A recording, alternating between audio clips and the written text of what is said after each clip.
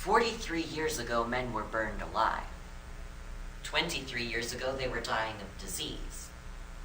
Throughout history, the LGBT community has been challenged and persecuted. Today, I would like to take you on a journey through time.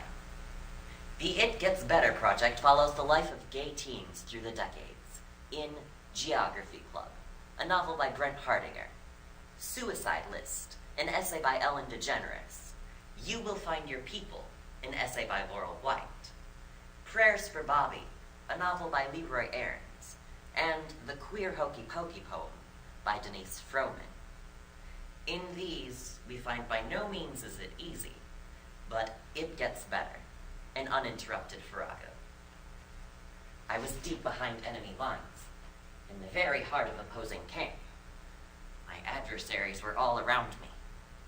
For the time being, my disguise was holding, but still, I felt naked, exposed, as if anyone could look and reveal my true identity. The thought made my skin prickle. The enemy would not take kindly to infiltration of their ranks, especially not here, in their inner sanctum. Then Kevin Land leaned over the wooden bench. Yo, Middlebrook, let me use your shampoo. I was in the high school boys' locker room. At the end of third period PE class. Part of the reason I felt naked was because I was naked. I was just standing there all goosebumpy. I just wanted to get dressed and get the hell out of there. So, why exactly was this enemy territory? Why were the other guys rival soldiers in some warlike struggle for domination? Well, I don't think there's really an easy answer to that. Okay, maybe there was. I like guys. Growing up, I always knew there was something queer or strange or what I thought was strange about me. All my friends would always make jokes, like, that's so gay, or what a fag. And so I was always afraid to say that I was gay, for fear of being taunted, or made fun of, or tied to a fence like they did to Matthew Shepard. So I didn't say anything. There were days I didn't want to get out of bed, because I thought no one in the entire world wanted me. I was too different. I wasn't what my community expected. My femi friend finally got a queer haircut. You know, the one that's a half girl haircut, with the other half shaved up, taking one foot out of heteronormativity, like you do in the queer hokey pokey, trying to turn everyone else around. It made her happy, and we knew it. She beamed with this new haircut. It was her own queer bat signal in the sky, announcing herself to the world. Though she's been here as long as I can remember. She finally felt stripped of her invisibility. She sends a photo of scissors close to her head, ready to cut the locks. As time ticks down, seconds before 3, she feels like she's going to explode 2 into non-existence against 1. She snaps another photo, and we can all see her now. To suspect was one thing. To know was a whole different scenario. Mary simply said, well, Ed, there's no doubt in my mind that God can handle this. If Bobby truly is gay, God will heal him. Being a devout Christian, Mary began pinning Bible verses all around the house, even over the bathroom mirror. Everyone who commits sin is a child of the devil.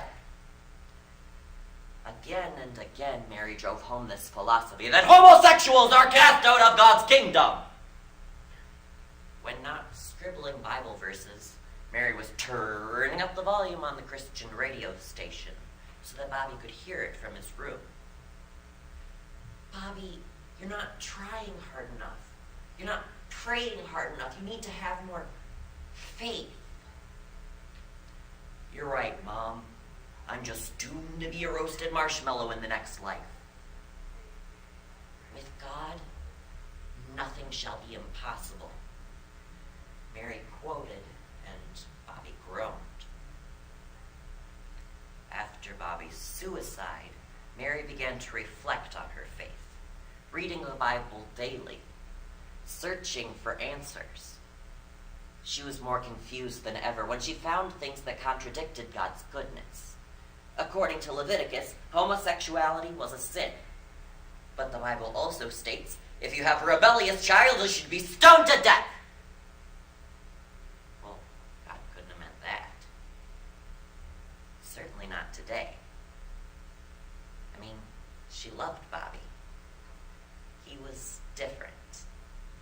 Not sinful or evil or sick. Just different. And if that was indeed the case, then she had at last found why God hadn't healed Bobby. He hadn't healed Bobby because really there was nothing wrong with him. Something must be done. There have been a shocking number of news stories of teens who have been bullied and then commit suicide, especially in the LGBT community. Like 13-year-old Seth Walsh from Chichapi, California, 15-year-old Billy Lucas from Greensburg, Indiana, 17-year-old Asher Brown from Cypress, Texas, and that is just 2017. This needs to be a wake-up call.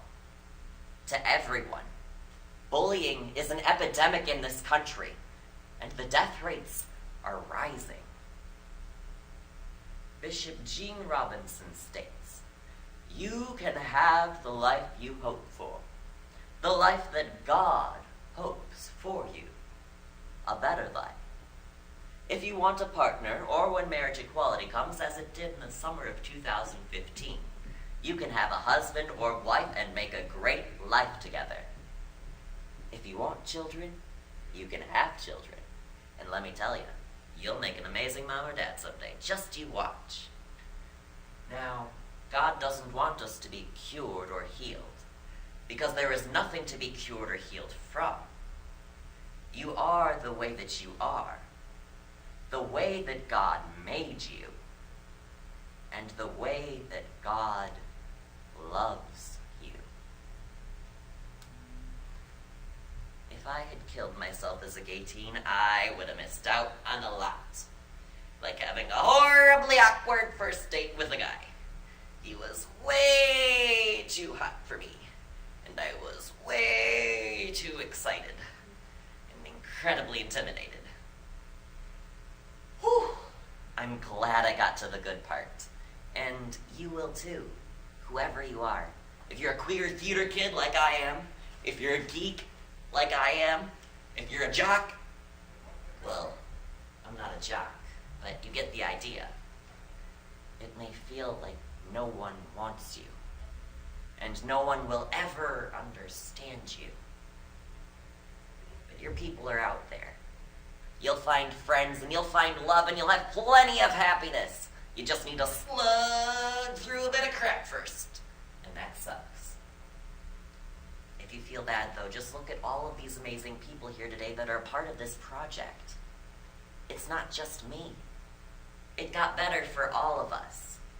Now, we're not all the same. We grew up in different times and in different places, and we faced different difficulties along the way. But still, it got better for every single one of us. And it'll get better for you too. I promise. Your life is going to be amazing. And the good parts, they're totally out there. So don't give up, because it gets better.